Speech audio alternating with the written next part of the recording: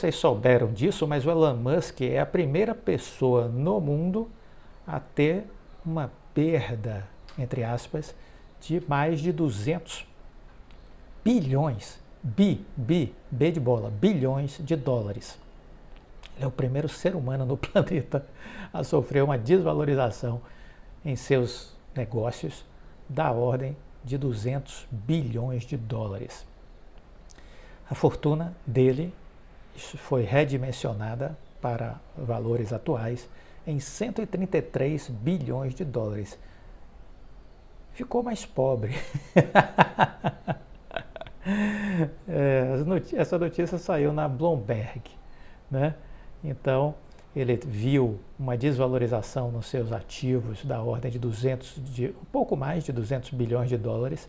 O seu patrimônio tinha chegado a ultrapassar a barreira dos 300 bilhões de dólares no ano passado e a fortuna dele de 4 de novembro de 21 foi o ápice, que ele ultrapassou a barreira dos 300 bilhões. De lá para cá, ela reduziu em 200 bilhões de dólares. Então, o que é que está por trás disso? Como é que se desvaloriza tanto?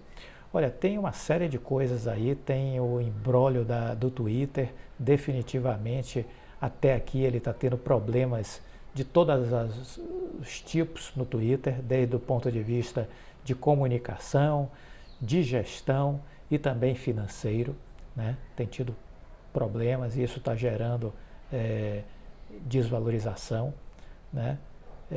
E está tendo problemas com a Tesla também. Então, são aí problemas, dores de cabeça que o Elon Musk está vivendo.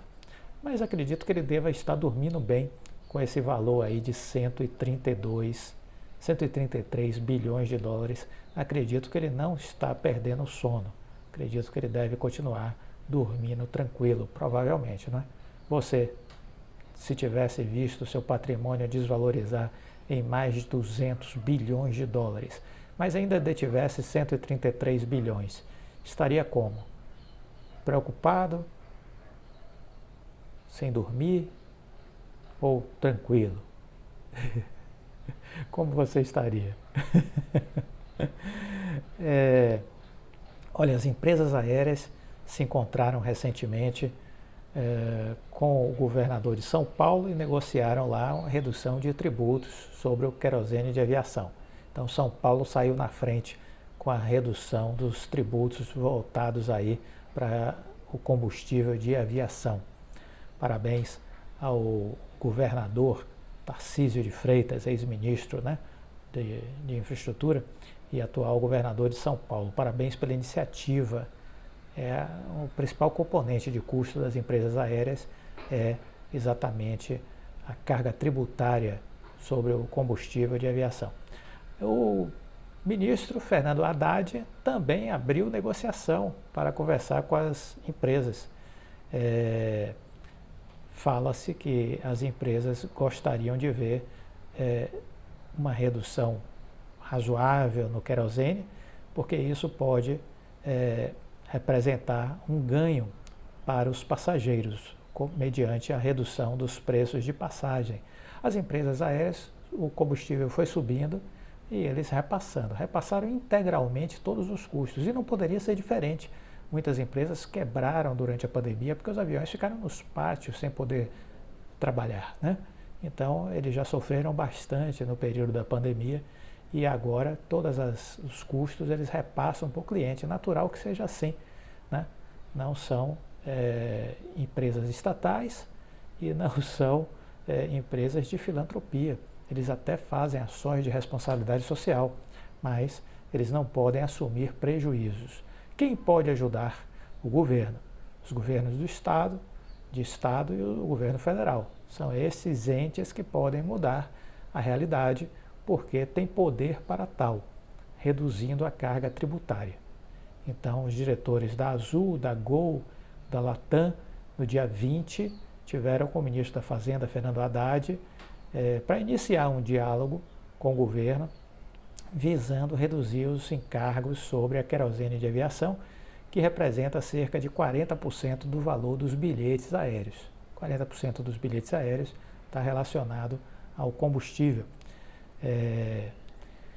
Então, o Eduardo Sanovics, que é o presidente da Associação Brasileira de Empresas Aéreas, esteve presente no encontro e disse que foi o início de um diálogo, né?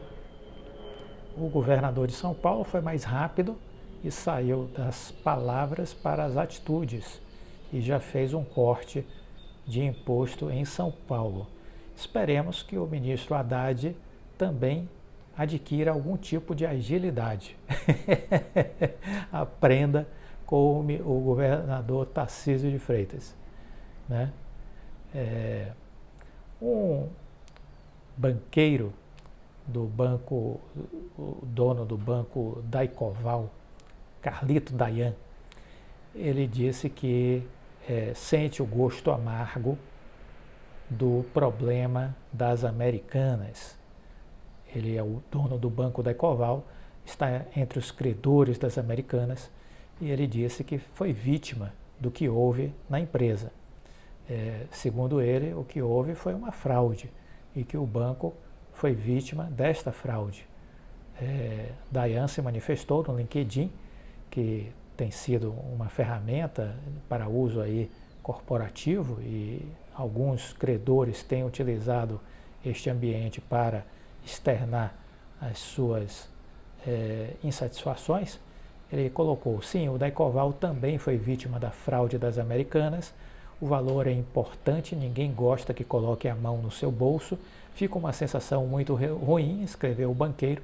Por outro lado, vamos ser práticos e diligentes, bancos que fazem crédito vivem de crédito, estamos no jogo e esses percalços acontecem sempre, sempre.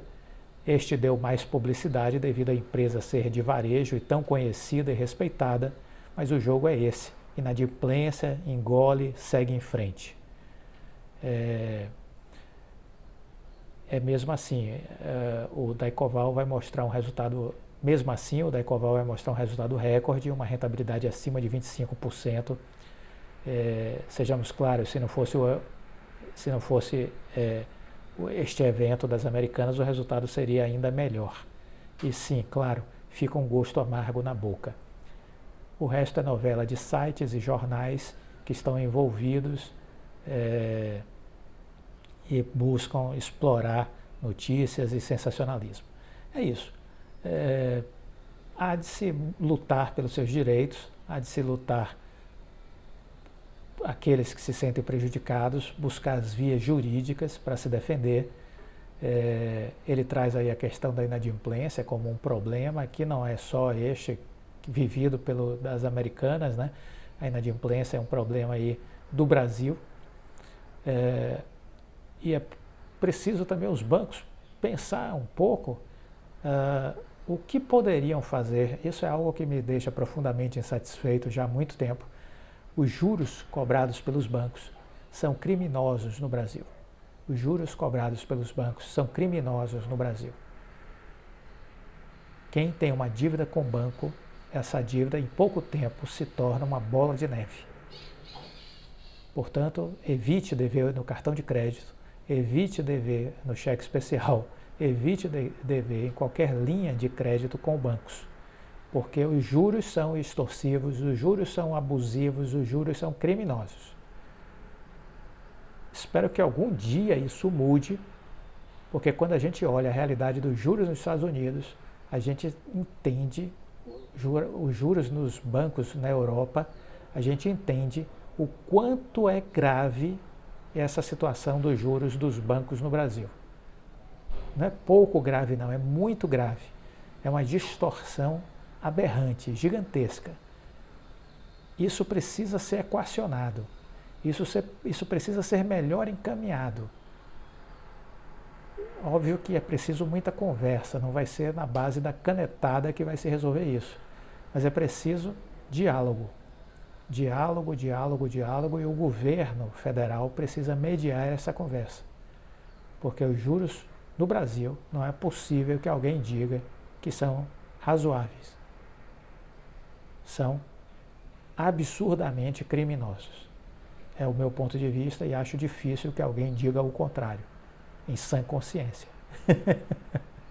Se gostou do vídeo, deixa o like, compartilhe com os amigos, fique com Deus e até a próxima.